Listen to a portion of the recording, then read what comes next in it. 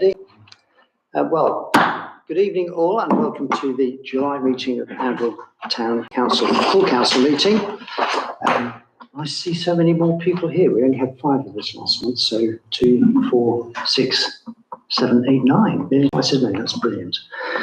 So straight to the agenda, which you all have in front of you, I'm sure. Item 2543, apologies for absence. Apologies to Councillors Bull, Clark, Fuller, Arnold and Gray. That's fine. So that's from everybody. Great, excellent. We need to accept the policies for absence. Do we need that proposing and seconding, Emma? I can't remember. No. So unless we're unhappy, I'm going to propose we accept those and move forward to item 2544, declarations of interest. To receive and consider any declarations of interest from members and officers under section 50 of the LGA Act 2000. I'll read all of these out. If anybody has any, they can let us know at the end. 254401 to declare any disclosable pecuniary interests. 254402 to declare any other interest. 254403 to consider any request for dispensation. 254404 to report any gifts or hospitality accepted over the value of £50. And 224405 to report any inappropriate gifts or hospitality offered. That's the one I'm really interested in. Max. It's not the one you're really interested in. It's on one of our agenda items to do with aged debtors analysis. I noticed that Creative Arundel are there, and it looks as though they might be in debt to the council, and if which I perhaps ought to declare I'm also a trustee of Creative Arundel. Thank you. Duly noted. Any other declarations of interest? Wonderful. We'll move on. So 2545 minutes of previous meeting. The proposition is to approve and sign the minutes of the full council meeting held on the 17th of June. It's an accurate record. So I need a proposer for that, please. Councillor Adams, thank you. Seconded, Councillor Shearer. All those in favour? Say aye. Wonderful, thank you. 2546, public participation from interested parties or members of the public. Seeing none, we'll move on to 2547, consideration of requests from interested parties. Clearly none. So we'll move on to 2548 NNC and invite Councillor Farrell to address the meeting. There's no convenient chairs at this time, so I get to stand. There are thousands of them. Take whichever chair you like. So I'll step over and okay. Thank you very much. Nice to see you all again. Just a bit of an update since last meeting, what I've been up to and some things that are happening within World of Northampton. I spoke at the Place and Environment Scrutiny Committee questioning the identification of the LVEP, the Local District Economic Partnership, as the lead body for driving the cultural master plan forward. Scrutiny picked up on the discussion and recommended changes to the recommendation, which were then actually approved by the executive today. I felt it was a really good discussion, Scrutiny, and in fact, with the Scrutiny training session I then attended last week, there was a general consensus amongst us, Reform, Greens, Labour, Conservatives, that actually it had been a really good start to the Scrutiny Committee structure. First week went really well, really good engagement from the councillors, really good cross-party conversation and questioning to contribute to a really productive meeting, so a really positive start. I shall watch later on probably with interest the Children's Scrutiny meeting from last night and tonight's Health Scrutiny meeting, because I'm that sort of person who watches these things back. So yeah. Council 26th of June was a mixture of both positive and negative from my perspective. There were some reasonable questions at the end from the Conservatives and a good discussion around the private hire policy, taxis and so on, to bigger than that title. I think comes with a short title these days. Anyway, there was some good discussions, and to be honest, there was some good and full answers from members of the administration to both those questions and some of the challenges issued within the debate about the private hire policy. So that was positive.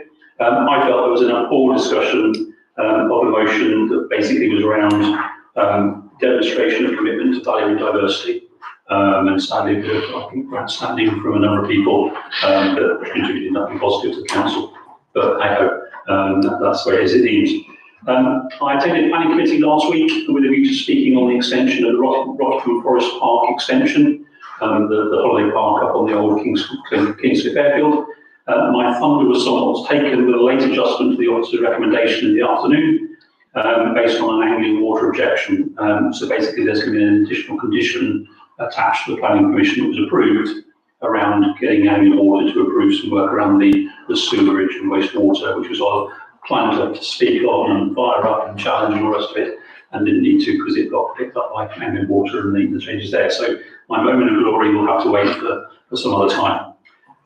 There's been no other annual related memory inquiries in the last period. So I'll commit to the reporting appropriately enough. I only got round to sharing the information for the last time round with them this evening, so apologies for the delay in doing that. Planning training the other week was specifically around development of the local plan. My understanding is it was recorded with a view to making it available to parish and town councils, so that's come out yet. I asked a couple of questions about the local neighbourhood plans and how worthwhile they are, how useful they are these days and going forward. There's a strong emphasis on national planning policy. I think it's becoming clear from what I'm understanding. I'm no planning expert, I'm still doing lots of learning, but it appears that national policy seems to be sort of overriding local a bit more. I asked a question about where does that leave local neighbourhood plans. The report back, the response was positive from the officer from Northamptonshire, who felt they still absolutely had a place. He noted that there's a new member of the team at NNC, and Umrah Mahadik is now been appointed to the Northumberland planning team to support parishes and town councils with local neighbourhood plans. And there's some positive feedback from one of the parishes about their engagement with him in the last few weeks. But he did express concern that Locality, which is a national charity who have supported parishes and town councils with local neighbourhood plans, the support that they've got, the contract they've got runs out in December. So he's concerned that actually parish and town council will be rather left to do it on their own somewhat without that national support. So he was positive about local neighbourhood plans.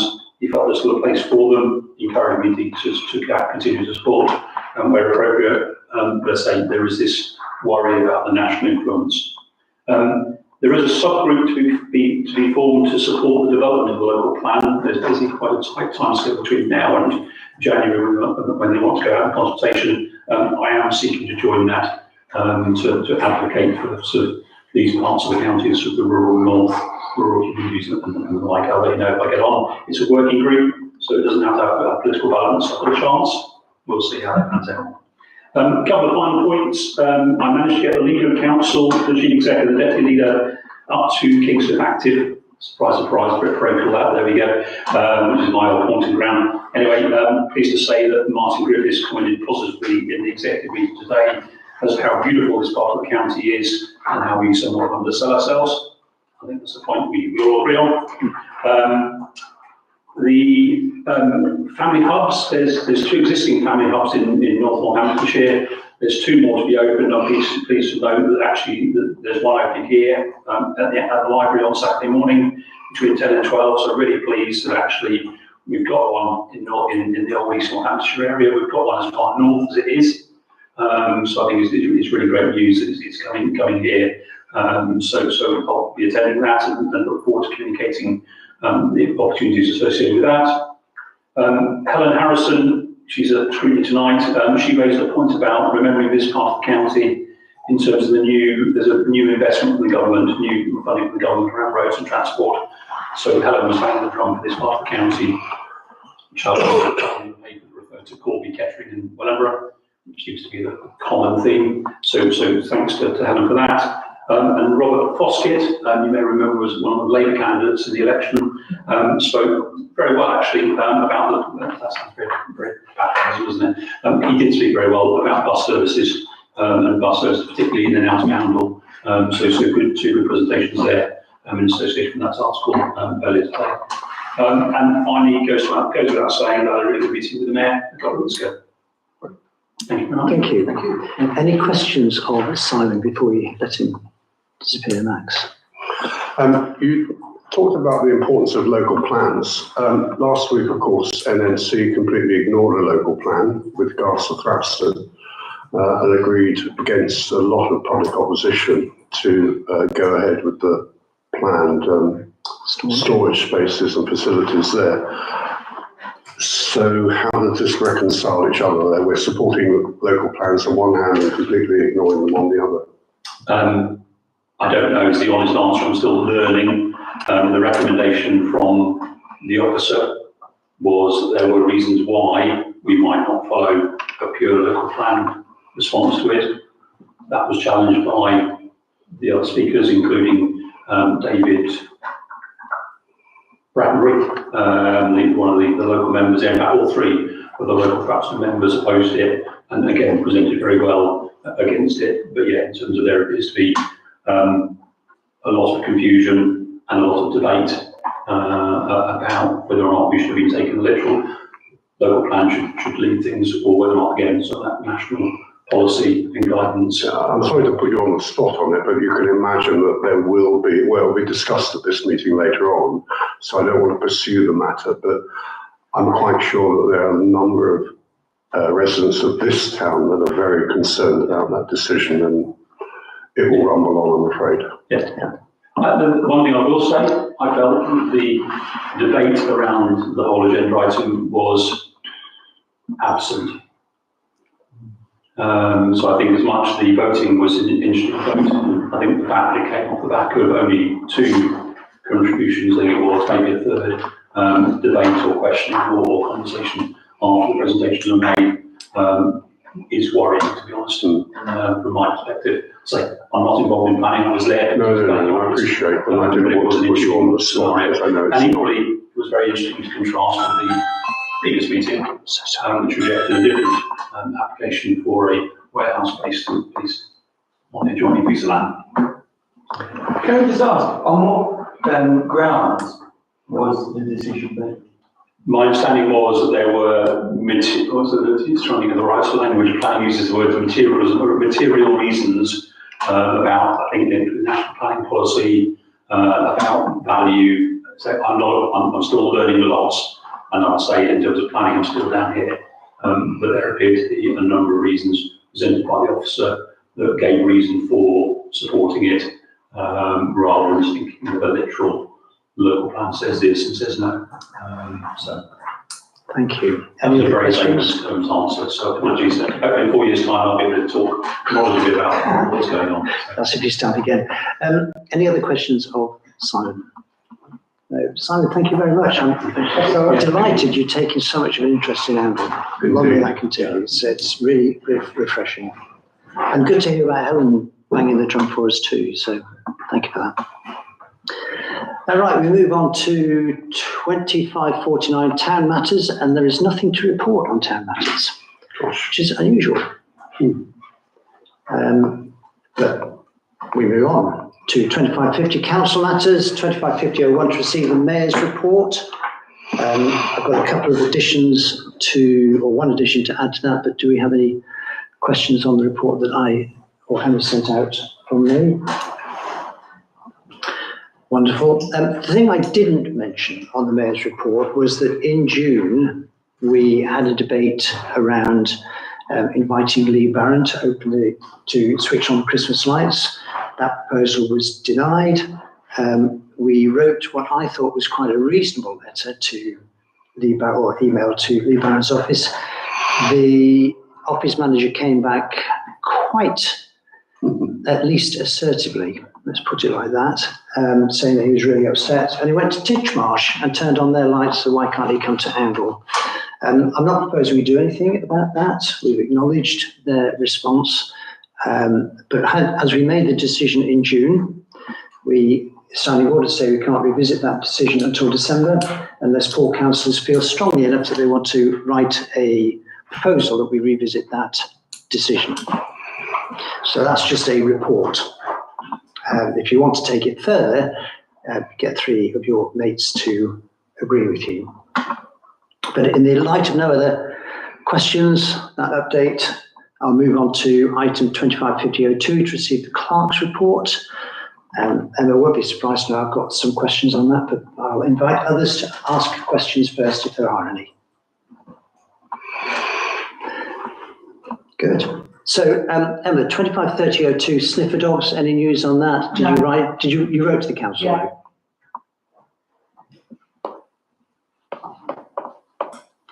So I keep losing that. I'm sorry. No, it's my notes. I beg your pardon. Oh, sorry.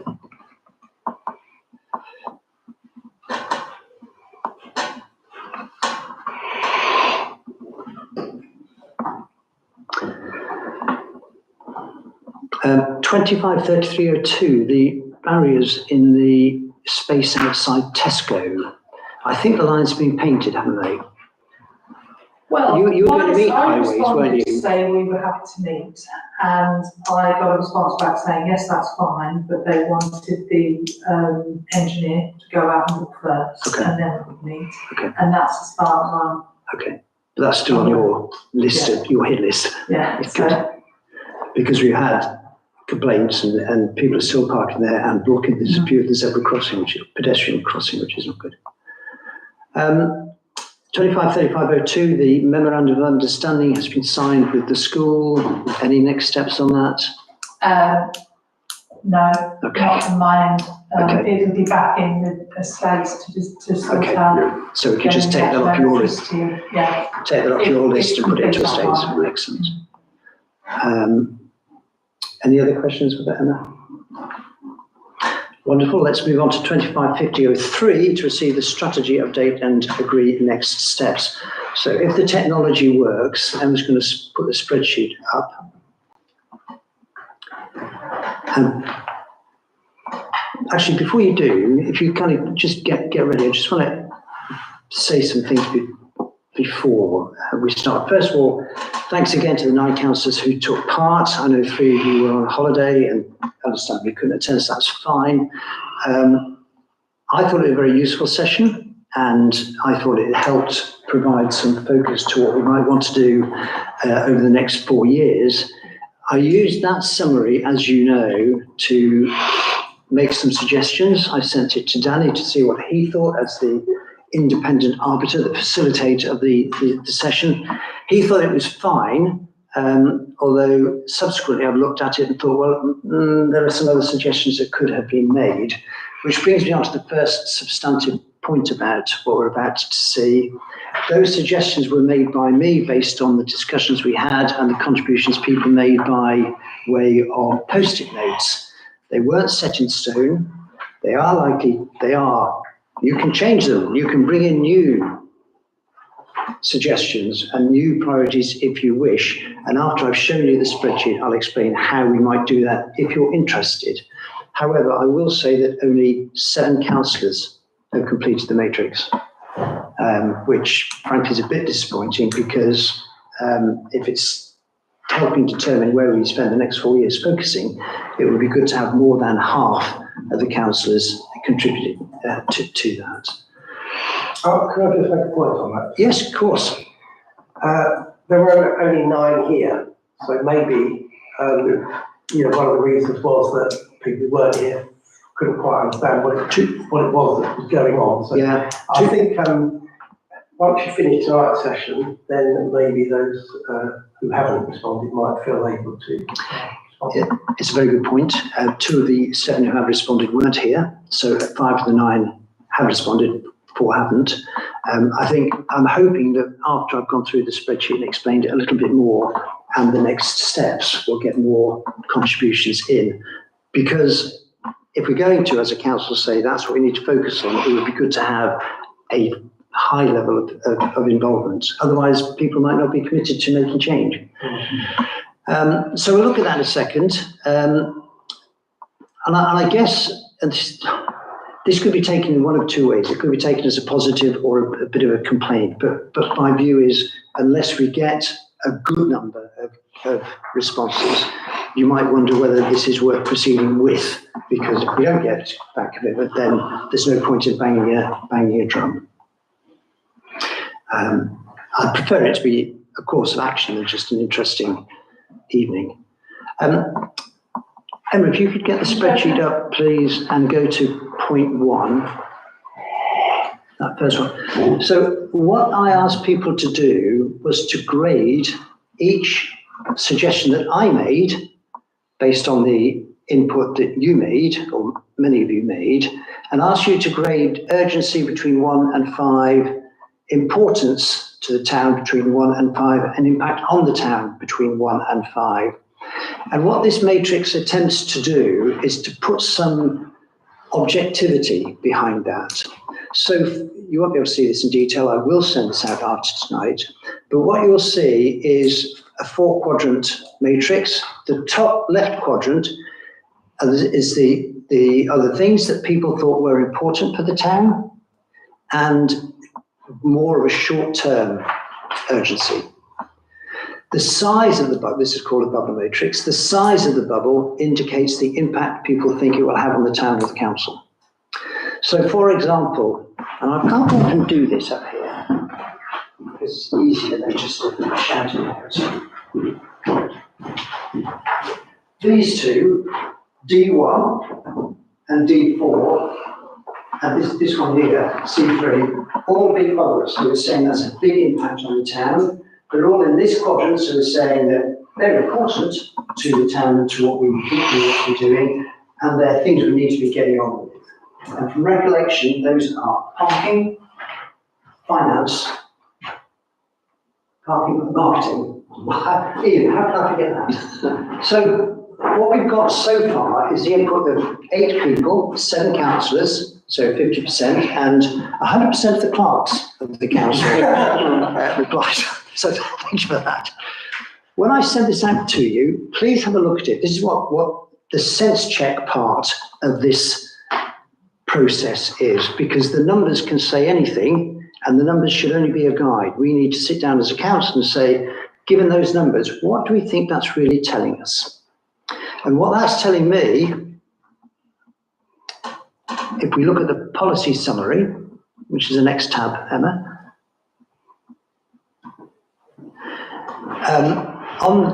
actually, can you make that smaller? And I'll tell you for why in a second. Yeah, I'll tell you. You see where the plus and minus is at the bottom? Yeah, far bottom right. Bottom right. Just press the, yeah, press the minus. That's it. And again. And then scroll back to the beginning. And go down. Right, is that okay? Yeah, if you Bring it down. actually, it doesn't matter, we'll leave it as it is. You will see on the left-hand side the numbers that are relating back to the matrix I sent out to you.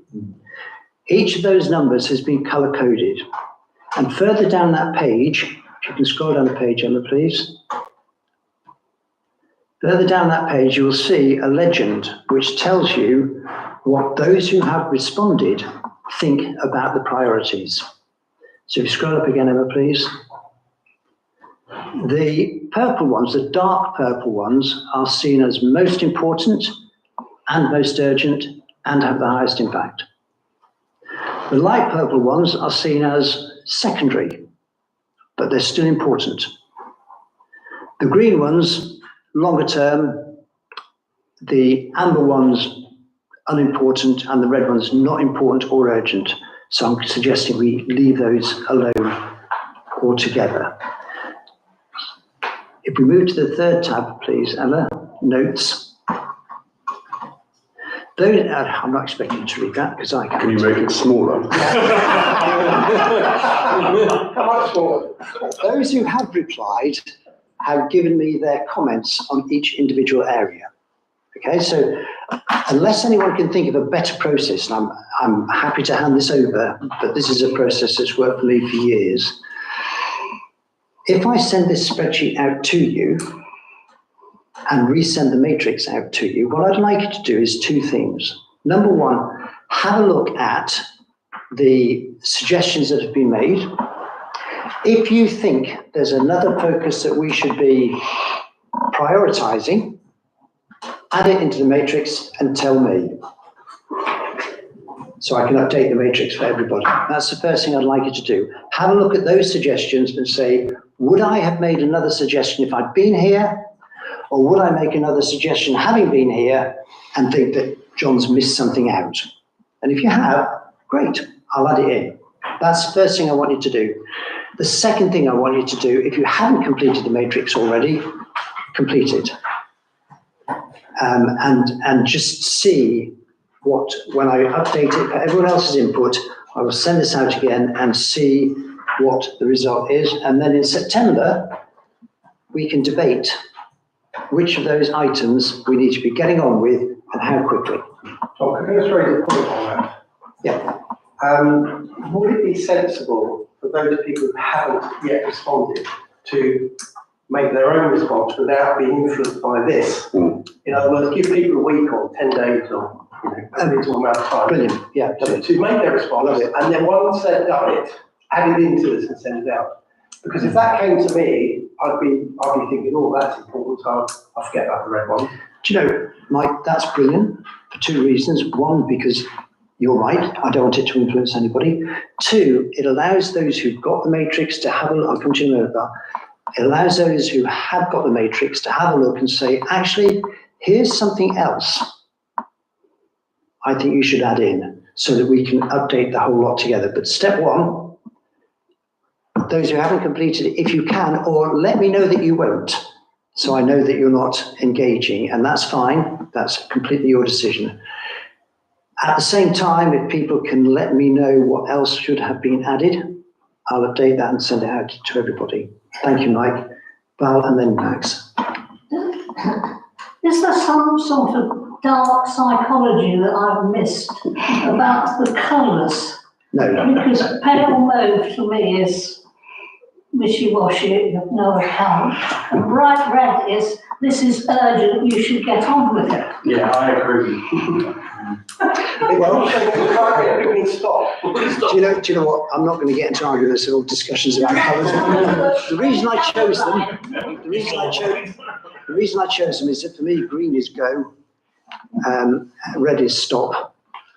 So, and purple is the colour of emperors. So that's the most important thing.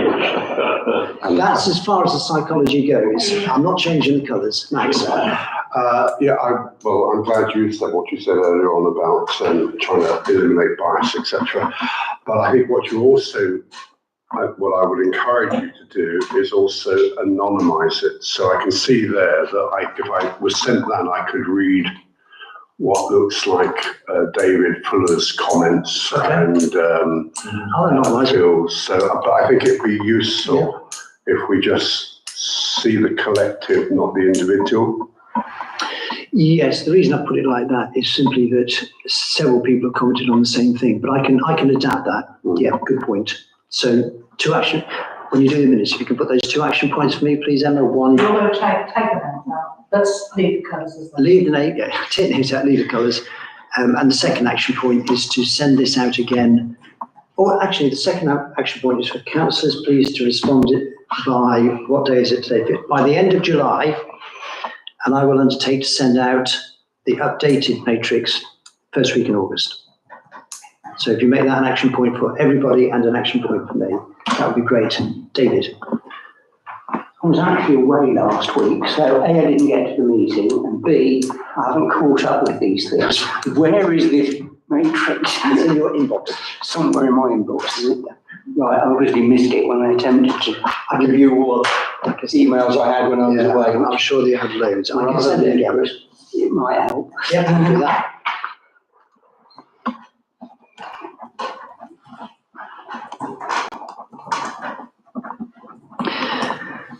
So that's quite a lot from me. Any comments or thoughts on the process or the outcome to date or next steps? I'd just like to thank the Mayor for driving this forward. It's an awful lot of work collating this. When I saw, like all of those other people who were at the meeting, it was something like 5 big pieces of paper full of post-it notes, most of which made no sense to anybody. The fact that you've been able to distill that into a matrix, I think, is wonderful, and I think we should be grateful for the lead you've taken. Yes, and if I could just add to that, to not do this, well, if we don't do this, then what are we doing? I mean, running around, not doing very much. So I think strategy is essential. Some strategy. Thank you, Max. Thank you, Mike. Any other comments or Can I just Phil? ask, has this process been followed every 4 years? So 4 years, so this is the first time. I'm gobsmacked at that, because if you don't know what you're going to be doing, then if you say what you're doing here, you know, Yeah. sort of thing. So, fair comment. Yeah. I do think, though, that operationally, the council has always managed and always done things operationally. Emma's always run the staff operationally. And I think to that level, we run well. Direction. Yeah.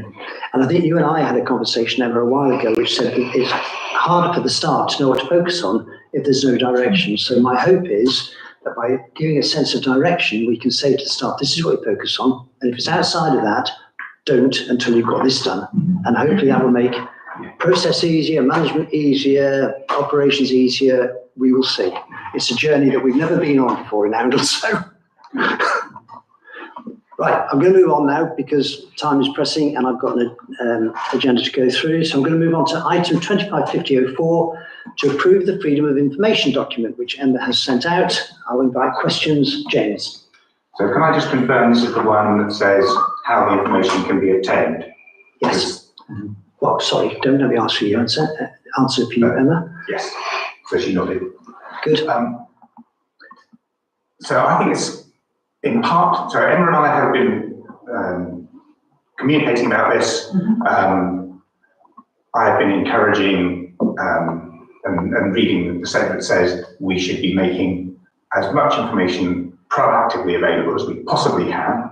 And Emma has been feeding back the operational, this is where we are perspective.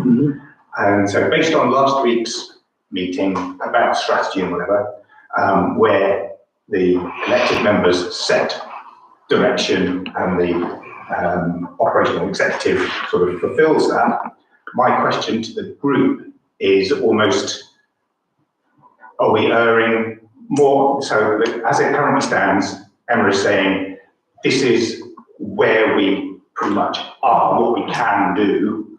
And my question to the group is, should this document reflect where we want to be to set direction for the operational side?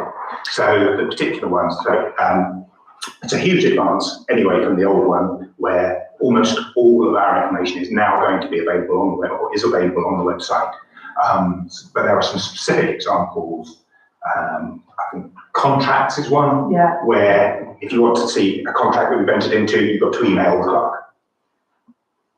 If you can email the clerk and have it sent to you, then my perspective is it can't be a huge problem to get it onto the website. So, and if we believe that we should be proactively publishing everything we have, because it's all public, all of our information is public, why don't we as elected members adopt something that says everything's going to be on the website, recognising that there's some work for the operational side to actually achieve that?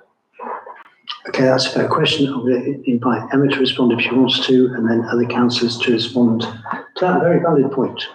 Yeah, and I mean, in an ideal world, yes, it would, if we could put everything on there, but at the moment, we've always just put certain things that we do put on there. So it's just thinking about how it's going to be set out, where it's going to go. And at the moment, we really haven't got time. So my view is we approve the document as it stands, because that is how people will see the information. And with a view that when we get some time, I can go through and then gradually start putting more and more stuff on. Okay, very helpful, thank you. Other council comments, Mike? The only point I'd make is that I'm very happy with the information published partly, but I think that's not just say everything that's ever done goes straight on there, because there may be some things which should be through the clerk. I don't know what they are, but there could be things, because they might not be of interest to the whole world, but they might be of interest to certain parties. Okay, thank you, Mike. Max. Oh, sorry, me next. Yeah, I think we need to be careful. In theory, yes, you can put everything up on the web, but there's a resource and time and everything else associated with that. I also worry that unless you actually do it in a clever way, you're hiding the wood with the trees. That makes sense. There's so much information. People won't see what's important about what we do. I think we've got to just take it a little bit step by step before we just crowdsource everything out there. I don't know. I'd be a bit nervous that we just swamp the staff and actually swamp the website, and it wouldn't have any advantage for anybody. Thank you, Max. I will come to you, James, because you raised this, but I'm going to, Ian has got a point. Yeah, just a point that it's more of I know it's freedom of information, but for me, I would be slightly concerned about security as well, because if you were to put, say, a contract out there and it's there on the web, there's no reason at all that a malicious individual or entity can come in and take the names, addresses, and whatever of those particular legitimate businesses and wrap it around and have a potential incident or whatever, or use it in a malicious way. Whereas we are still abiding by the freedom of information by saying anybody wants that can email and get it, but it is not open to the public for malicious purposes. There is a very fine line. I understand that, but I just want to make that point. There is. Okay. Any other comments before I hand David? I will hand it back to you, James, at the end. Just really picking up on that point, you may also get into a situation where you need to ask third parties, do you have an issue with us publishing this? And if so, what is it? Because the last thing we want to do is potentially people we contract with because they don't like the fact that certain information is going on there. So I think it's all down to a balancing exercise, quite apart from resource implication. So I think we've got to take it very slowly and almost on a case-by-case basis, which is pretty much actually what we do already. And after all, if there were issues, I think we can trust the clerk to come to the council and say, I need you as the council to make this decision. It's not one I should be taking. Okay, wonderful. Thank you. One last comment from me. I'd rather the resources of the staff were spent on things that push our main focuses forward.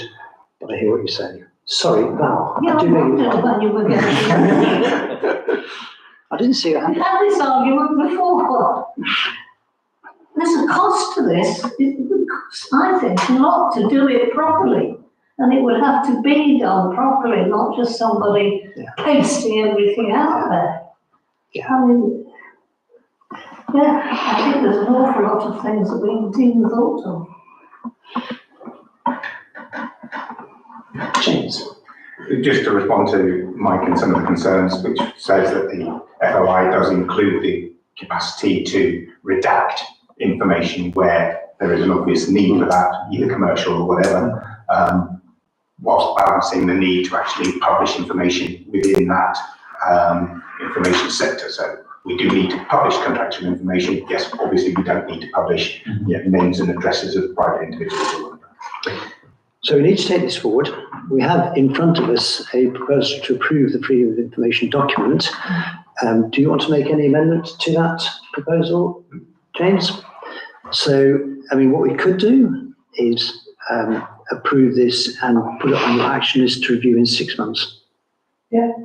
Okay. So I'm going to propose we approve this. Do I have a seconder? James, thank you. All those in favour?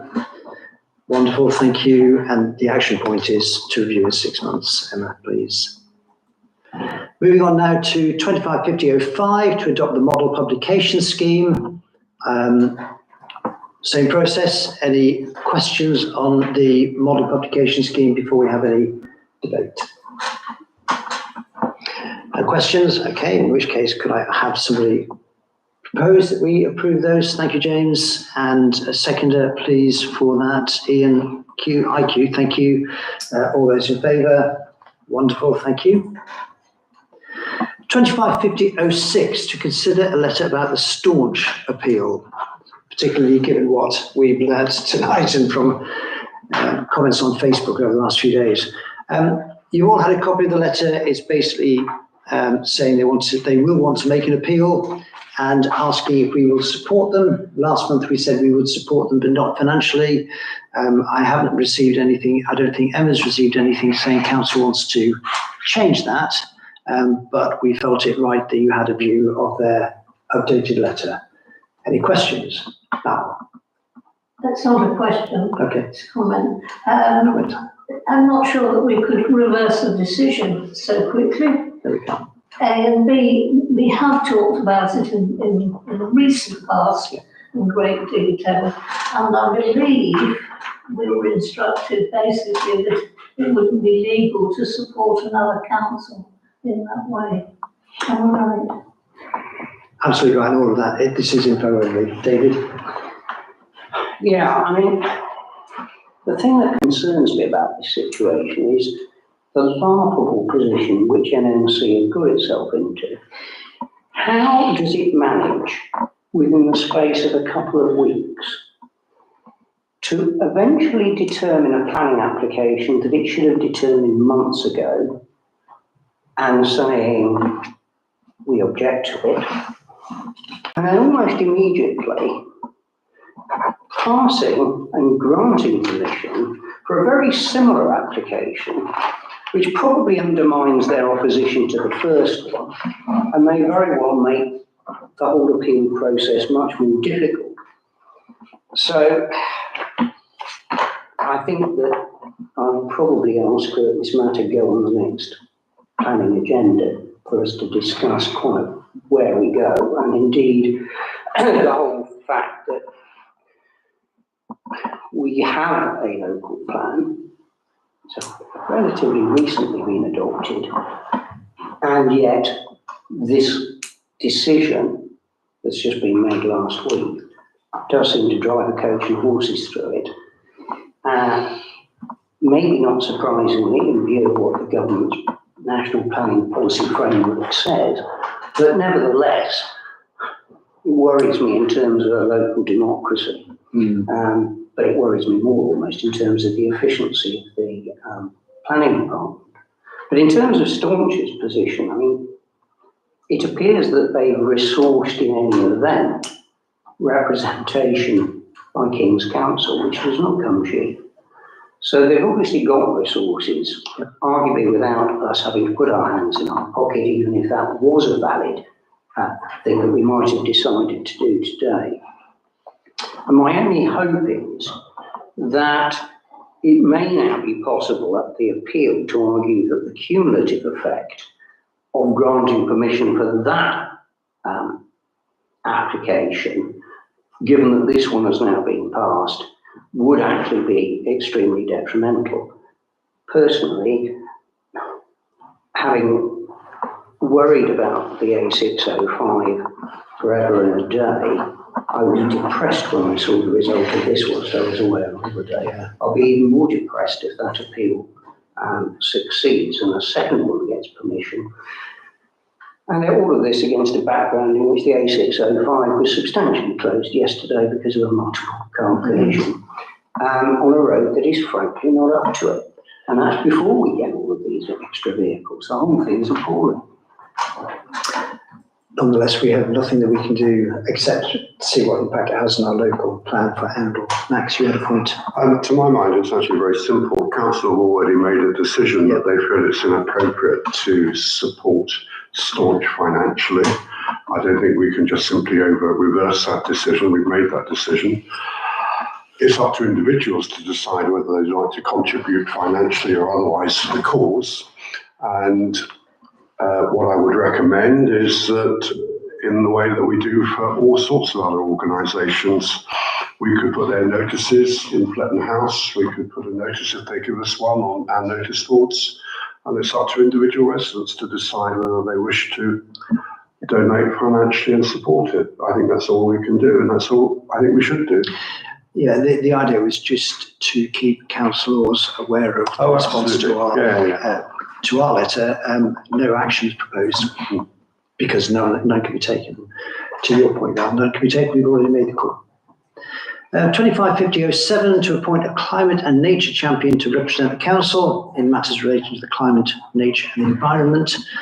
Do I have any willing volunteers? Emma's a willing volunteer.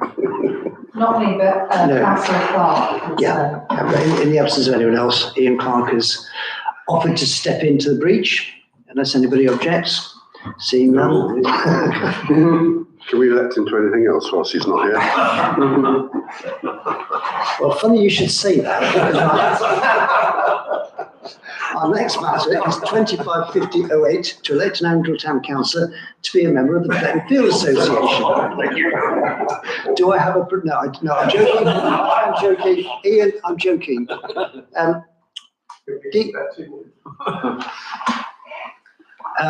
I will come to the estates meeting minutes in a moment. Rob? I thought we had a discussion that we wouldn't need to have a councillor on the actual Field Association itself, given that we have now a working party that potentially bridges the two organisations effectively. I think last month we discussed it. We discussed it this month because we only had 5 people here. We haven't done anything else about it, but estates has. Okay, that's when. I'll come to you in a second. See again? That may be why recollecting conversations we've had around the rationale for continuing with the model that was sort of circumstance rather than design. Yeah. So can I try and clarify? I think it's been overtaken by other events. Yes. So we were asked by FFA to elect an OTC councillor. However, at the last estates meeting last week, this was discussed again, and in fact a member of the FFA committee turned up to that meeting. And after the discussion, they agreed it was completely, it wasn't needed anymore. Because the whole reason we had a councillor on their committee predated the fact that we had a working group between the two organisations. And now we have a working group between the two organisations. There was no need for us to have a representative on the FFA. So I think it's just been overtaken by other events. The discussion that you had with regarding, I think, was it the wording that you were going to use? Yeah. I understand that that happened after the meeting had finished. Yes, it's a bit complicated because it technically happened at the end of the meeting. So how we massage this is another matter. You had to bring it up again at the September meeting. All I'm saying is that as chair of estates and also a member of that working group together with Councillor Fordham, our understanding, and Val as well, you were there, this is now a dead issue. It's been kicked into long grass. So two questions then. One, are we happy that that's done? And 2, you have to bring it back formally in September. That's what we're saying. Yeah. So any objections to not having a full council, given that estates don't think we should, and it's really their baby, not full council. In that basis, I think we don't even discuss the motion, and we await an update from estates in September. Sorry, Mr. Mayor, may I just ask a question? What is the status of the Fletton Field Association with relation to a piece of Angle Town Council land? It's like a village hall. It's like the QEH. It's owned by, and I know the QEH isn't, but let's run with it. It's owned by the council. We've got a group of volunteers who are happy to manage it. But they can't manage it without council input. It's a bit different. Sorry. Goes back historically because this particular group of people, volunteers, were part of the hearing when you were trying to get it. 10 years ago. Logged as an open space. They've campaigned, they've been, so they've sort of grown with it. But then eventually the town council were given the opportunity to purchase it. So we own it, but they're still very much a part. So they're a group of volunteers that do some work in there, but then they've now joined to make a group that's partly estates and partly those members from that group. So it's like a working party. Max, do you want to add anything to that? Thank you, Alan. Clarification I was trying to make is that where it's not quite the same as QVH, I think it's fair to say we wouldn't own Fletton Field if it were not for the Fletton Field Association, because they drove the process. but we are not holding it in trust for. Oh, God, no. So It's owned by the council. it's us, and we are running it in conjunction with. Absolutely. And that's what the working party and the working group is all about. It means that the working group can deal with a lot of stuff without getting the whole of the Estates Committee involved. Delegation is a wonderful thing. So no action on that other than wait till September. Item 255009 to approve. I'll get my teeth in the terms of reference for the Communications Working Party, which has been sent out with the papers. Any questions on the terms of reference? Max? Sorry, keep on putting my hand up. I was slightly concerned, given the meeting we had last Monday, I think it was, the thing with Danny and everything else, where he had his flipboard and he drew this black line that we shouldn't be crossing and where responsibilities lie. And I kind of wonder, it says to be responsible for all council-related communications. Is it not the town clerk's responsibility? I'm just kind of wondering whether or not a working group can be responsible. That's a very, They can advise. very astute observation. Any input or thoughts on that? Well, when I was rewriting this, I basically looked at what was in place and had been approved before and tweaked it, I'll be very honest with you. Yeah. And that was, the aims and objectives really hadn't changed from that. No. But it is a very good observation. Now, is a working party, especially after just going through my new councillor training, is the working party actually responsible for it? It's not, because a working party is just a working party. It doesn't have any power and only a process to advise and bring to council for any decisions. So you could be right. The point I'm trying to make very quickly for those that were at the meeting, he drew this black line and he's saying there's a danger that if you start crossing that line where your volunteers are essentially becoming responsible members, then you might get a real kind of fuzzy bit. So at one level, I'm kind of saying the responsibility rests actually with the town clerk. We can advise the town clerk about how to take that responsibility, but we shouldn't take responsibility away from the town clerk. Thank you. So I'm just going to go to Val and then we'll come back to you to finalise. Did you have a point as well? No? Okay. Do Val and then come back to you if that's okay. That's very good. I felt the same. And I was going to ask about this as well. And I think it was just one thing being taken a little bit further than it should have been. That makes sense. Thank you. Emma? I mean, it may just be the wording because at the end of the day, I see everything that's going out, and that working party is part of it, involves me, involves Commons, as well as councillors, so that in the meetings we discuss ideas about newsletters and things that we're going to put into those newsletters, the planned things. But then the things that come in, particularly like the resident survey that you sent to me, that had already come to me and that had already gone out because that is my job. So then this word needs to be changed. So I would say that it maybe shouldn't say be responsible for. It may. But it's responsible for advising you, Yes. in a sense. Do you see what I mean? There's a subtle difference. The ultimate responsibility rests with you, not the working party. Okay, well, so that we can keep some order to the conversation, we'll invite David because he went, and then Ian, you. I'll shut up. It seems to me that the situation would be easily resolved by simply changing wording to advise on council-related communications, because that's their role. It's to advise, not to be responsible for. Correct. As long as the person who wrote it isn't going to fall out with me over that. Just on that point, if you look down to the paragraph which is after those bullet points, it actually says the working party will suggest facilitate and approve. then maybe the way around that is actually to remove that initial bullet point altogether, because then it actually comes down and says what the working party does in that paragraph after those bullet points. I've got a comment on that, which is basically, you shouldn't be approving if it's a town clerk responsibility. You should be suggesting and facilitating and advising on articles.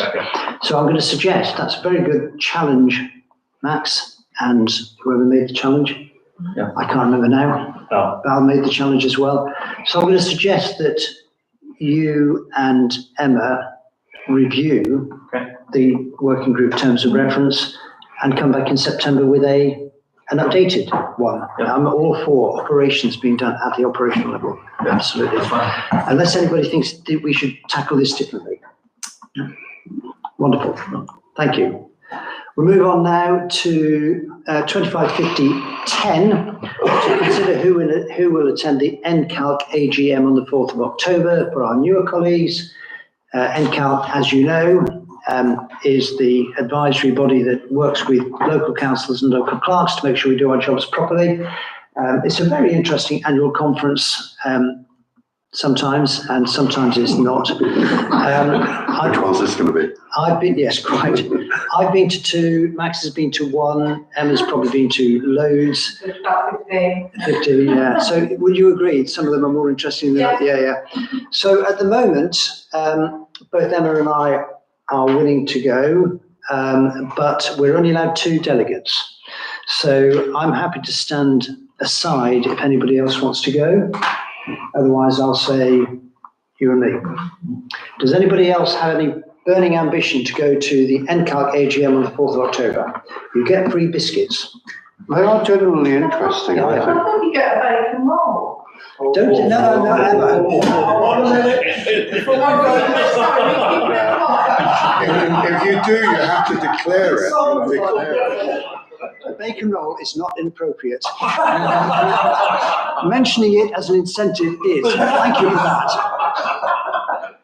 Anybody want to go?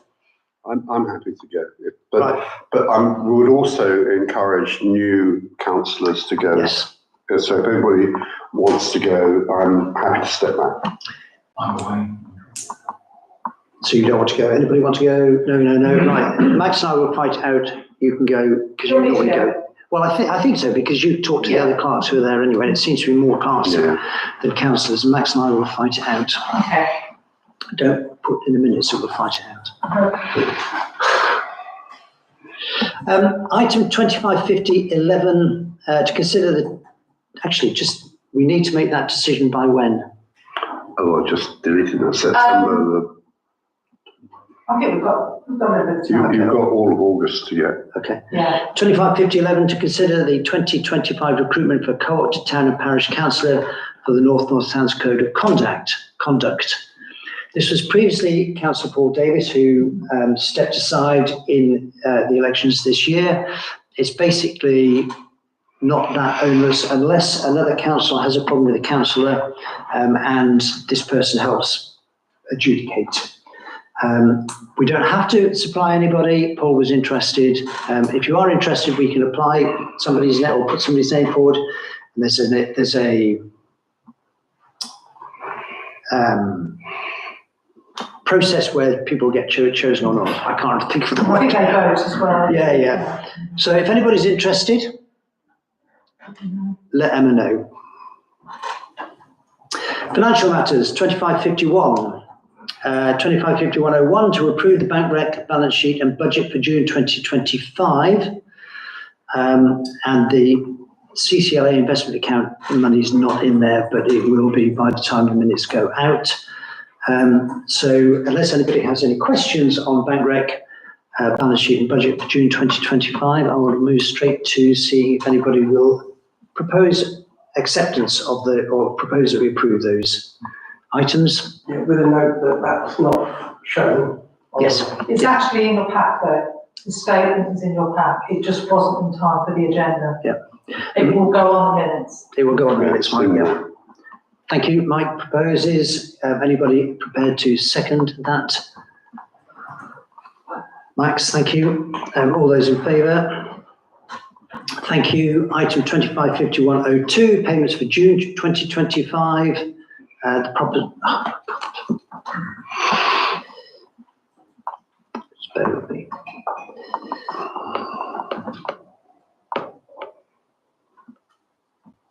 Proposition is that the schedule of payments for June 2025 as presented are at this item are paid up or related documentation and checks are signed. We shouldn't be saying checks, should we? No, I think it's removed that. Again, if there are no questions, I'd like to move straight to proposal and seconder, please. Do I have a proposer that these payments are approved? Ian, thank you. Do I have a seconder that we approve those payments? Rob, thank you. All those in favour? Thank you. Item 255103, I'm going to, although Emma I think would rather I didn't, I'm going to take this under 2556.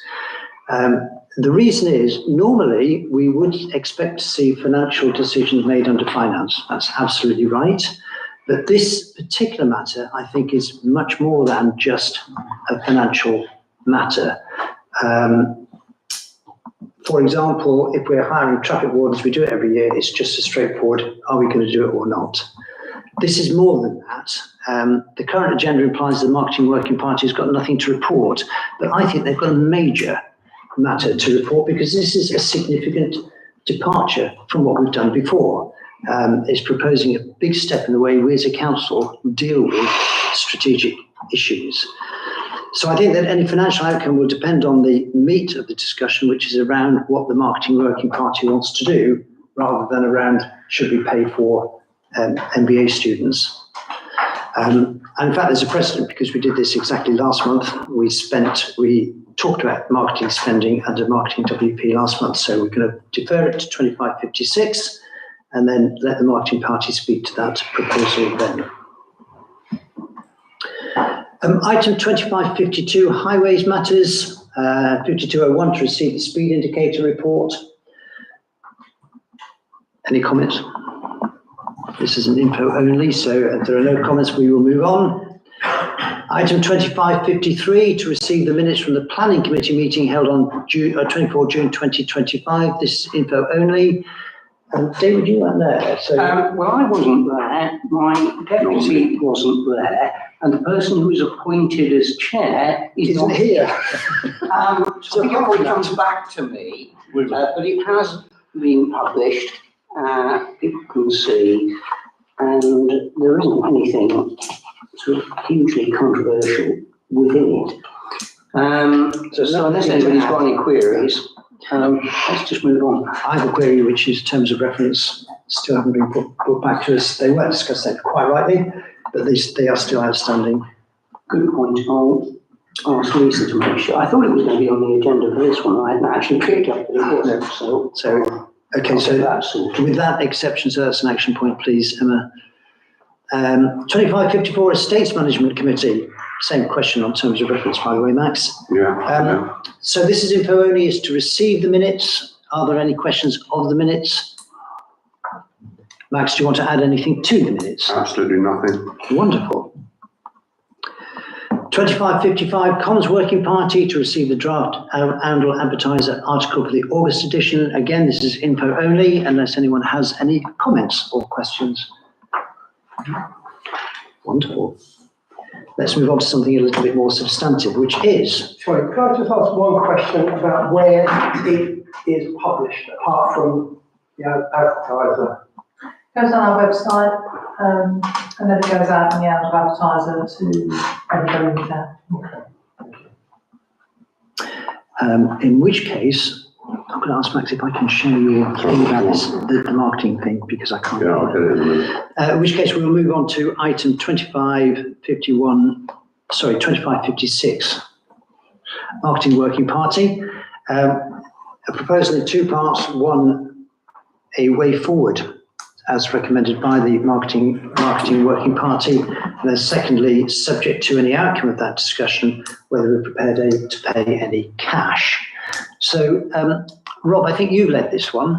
Do you want to add anything to the proposal at this stage, or should we just see if anyone has any questions? I think all the context is in there, but essentially it's to to undertake some external advice, which informs our marketing strategy, which would be financially prohibitive if it was done through a proper consultancy route.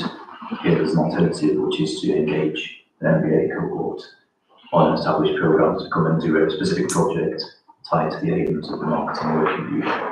There's an opportunity to get external advice, as the paper outlines, probably aligned to feasible, practical solutions, ideally costed and effective, the kind of broader aims of marketing. Wonderful, thank you. Ian, do you want to add anything to that? Yeah, just a little bit, just to say that we did also reach out through Councillor Fordham to Cambridge, but they were on a slightly different MBA type programme and also timetable. So we have actually tried to look as local as possible, but this was a very substantive opportunity for us with 2 teams of 6, which is what we were proposing here. Also, I know that Councillor Clark was interested in whether we can involve Angle School and things like this on that.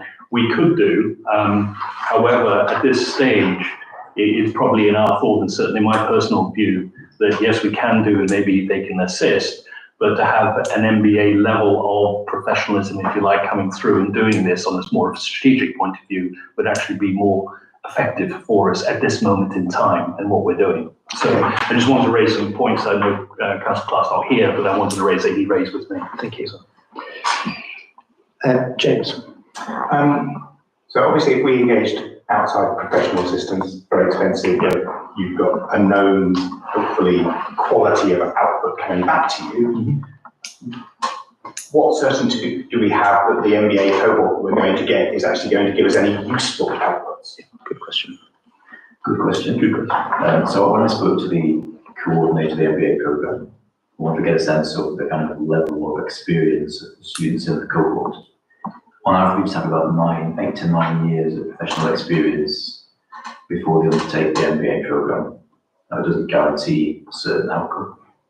Arguably, nor would paying for advice from elsewhere. It is a fair point. There's an opportunity cost not seeking advice, which is the approach we'd also undertaken here. If we don't seek advice, we certainly won't get it. It's a fair point. Okay, thank you. Any other comments or questions, Max? It just goes again back to what you might call localism. I mean, £300 of the 975 is the transport to and from Edinburgh. So almost a third of the costs are just simply bringing people here and taking them back again. There's two perfectly good business schools in Leicester. One at De Montfort, one at the University of Leicester. There's another very reasonable one. There's another one, let's not add quality to it, at the University of Northamptonshire. I don't know, I just wonder whether, is the extra £300 really value for money, if you see what I mean? I don't want to hold this up. If you've done your investigations, there it is. I think, so before we get onto the finance bit, Yeah. I just want to discuss the principle. Are we happy? Oh, sorry, yeah. Are we happy as a council that we ask MBA students, key is in the word, to get involved with our marketing strategy? It's part of their learning. Rob has an MBA, I have an MBA, I'm sure other people have an MBA. It's part of your learning. You have one, don't you? Yeah, kind of. Kind of. It wasn't from Northampton, was it? No, it wasn't. So we know that it's all part of a learning process for them. So there is a possibility that we get lower quality advice than we might from a well-known consultancy, but there is an opportunity cost there too. But MBA students will have to write reports for their business school, and part of that process will be them assessing the value of that submission to us. My only hesitation, and I've raised this with you, Rob, my only hesitation is, having done an MBA, having worked in management consultancies that employ MBAs from big business schools, they have a tendency to overinflate. They have a tendency to over-embellish. And they also have a tendency, because it's part of their MBA curriculum, to have references all over the place. So my plea is, if we go ahead with this, we manage their expectations, and they need to talk to us in language that most people in Andover will understand, rather than anything too highfalutin. Yes. There's some further context as to why I approached Edinburgh and Cambridge. Next to both institutions.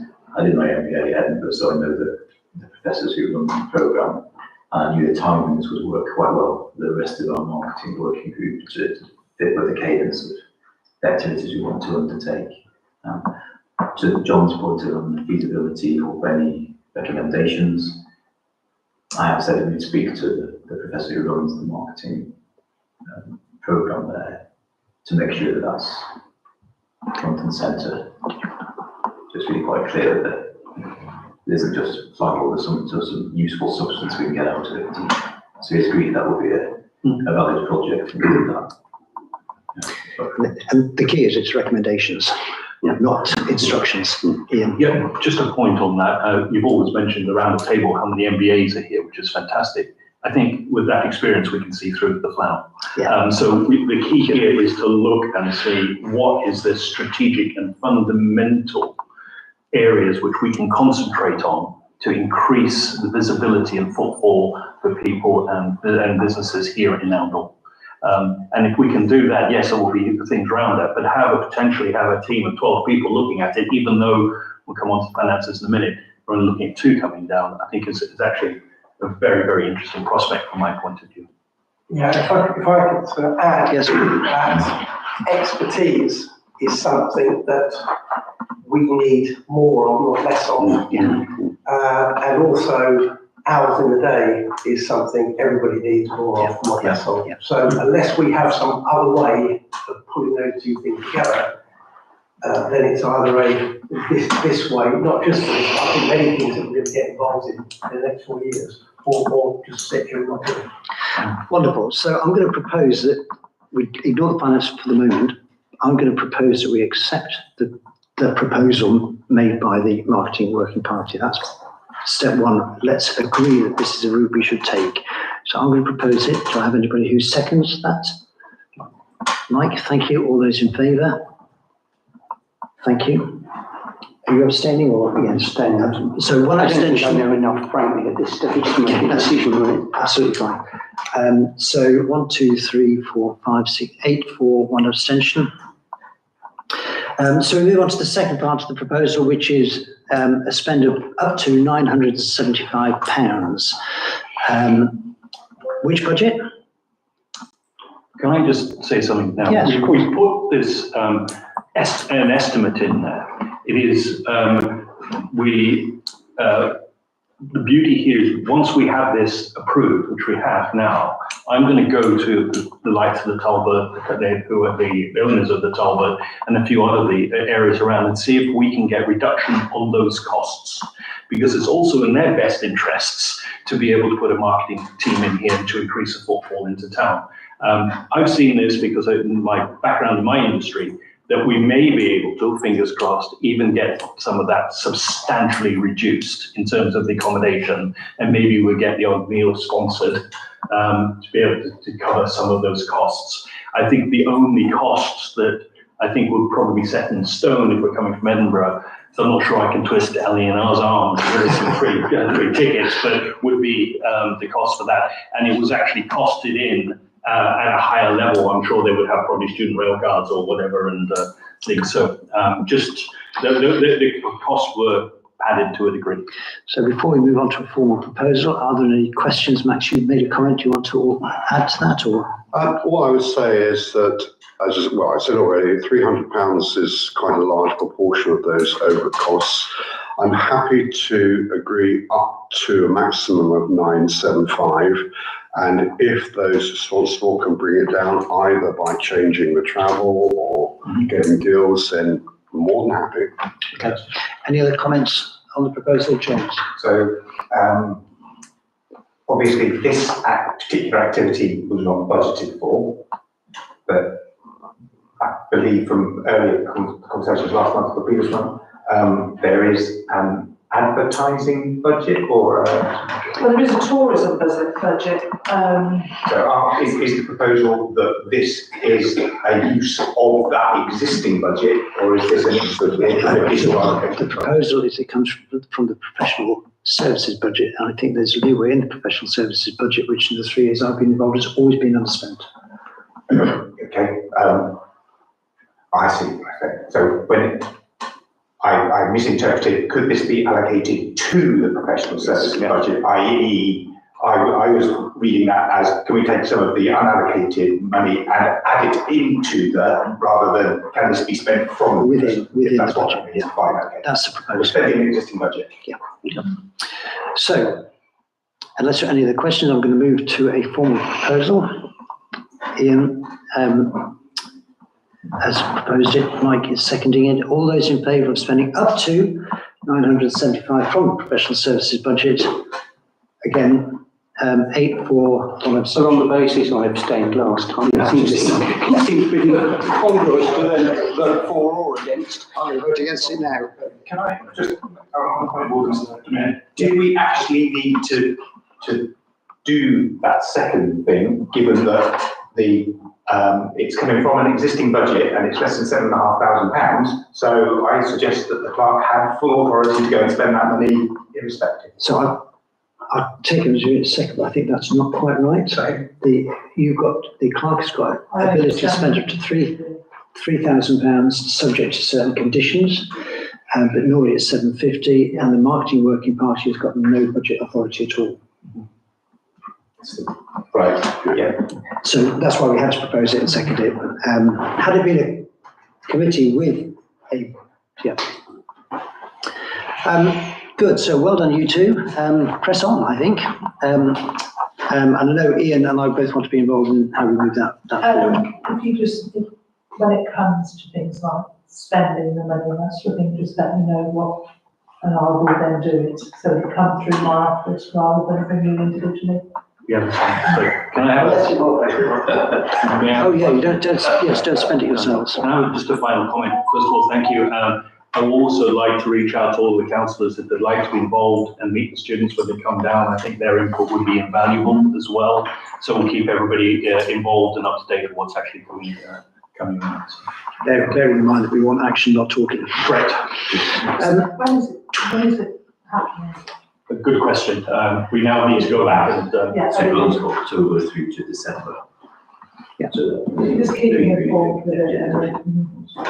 Actually, that's a very good point, Emma. If you can keep on your class list, update from the marketing working party, that would be great. Thank you. 2557 correspondence, nothing to report. This next one is going to be really straightforward. 2558 transport working party, nothing to report. 2559 the market working party, nothing to report. So 2560, any other relevant matters for report only? Val. No, I don't have anything. Thank you. James. David. Max. No. Ian. No. Mike. No. Rob. No. Phil. I feel I was saying yes, but no. Go on. Emma. No. And nor do I. So therefore, we've had some really good discussions tonight. I really like it. Some very valuable discussions, but I'm going to call the meeting to close at 20:48.